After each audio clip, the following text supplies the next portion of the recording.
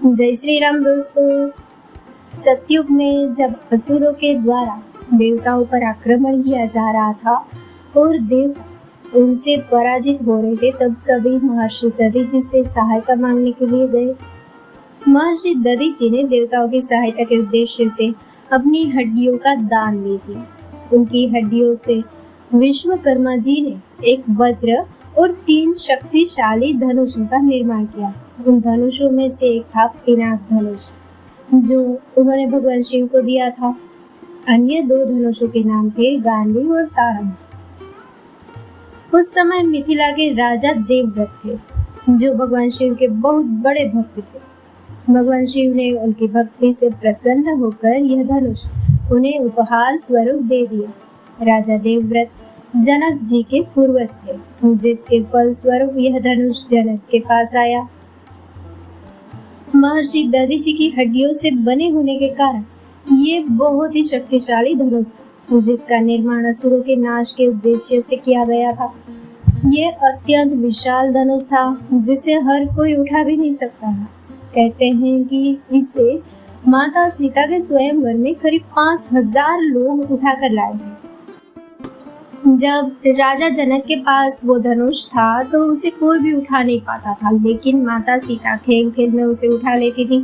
ये राजा जनक देख रहे थे और उन्होंने निश्चय कर लिया था कि एक दिन सीता का विवाह उसी से करवाया जाएगा, जो इस धनुष को उठाकर इस पर प्रत्यंचा चढ़ा दे। जब सीता विवाह के योग्य हो गई तो राजा जनक ने चारों दिशाओं से राजाओं को आमंत्रित किया और सीता से विवाह करने के लिए शर्त रखी कि जो भी इस शिव धनुष को उठाकर उस पर प्रत्यंचा चढ़ा देगा, उसका विवाह सीता से करवा दिया जाएगा। उस सभा में भारत की कई जनपदों से शक्तिशाली राजा आए हुए थे और सभी को अपनी शक्ति पर घमंड था, लेकिन कोई भी उस धनुष को उठा नहीं पाया। कहते हैं कि इस धनुष का भार लगभग 21,000 किलोग्राम था।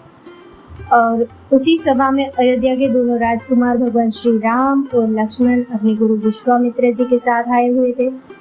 जब विश्वामित्र जी ने सभा में सभी को उस धनुष को उठाने में असफल होते हुए देखा, तो उन्होंने श्री राम को वो धनुष उठाने की आज्ञा दी। गुरु की आज्ञा पाकर श्री राम सबसे अंत में खड़े हुए और शिव धनुष को उठाने के लिए उसके पास गए। अन्य राजाओं की तरह उनमें घमंड नहीं था, इसीलिए उन्होंने सबसे पहले शिव धनुष को प्रणाम किया, जिससे वह शिव धनुष स्वयं ही उनके लिए हल्का हो गया। कहते हैं कि जो भी इसे घमंड से उठाने की चेष्टा करता था, तो वह और भी ज्यादा भारी हो जाता था, जिसके फलस्वरूप वह किसी से नहीं उठ पाता था। भगवान श्री राम के द्वारा धनुष को प्रणाम करने के पश्चात उन्होंने उसे उठा लिया।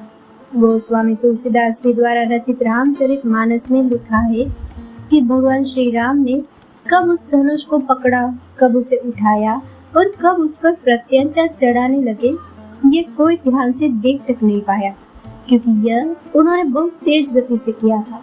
जब भगवान श्री राम शिव धनुष पर प्रत्यंचा चढ़ाने के लिए उसे खींच रहे थे, तब एक तेज ध्वनि से वो शिव धनुष 2 टुकड़ों में टूट गया।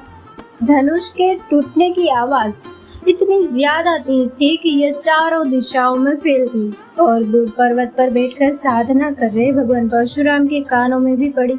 शिव धनुष टूटने का आवाज पाकर भगवान परशुराम तेज गति से वहां पहुंच गए और इसका कारण पूछा, किंतु अपने सामने स्वयं भगवान विष्णु के 7वें अवतार को देखकर उनका गुस्सा शांत हो गया और वे वहां से चले गए।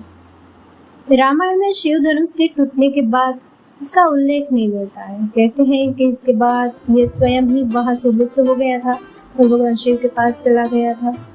दोस्तों, इस कथा को लाइक, शेयर और हमारी चैनल को सब्सक्राइब करना ना भूलें। जय श्री राम।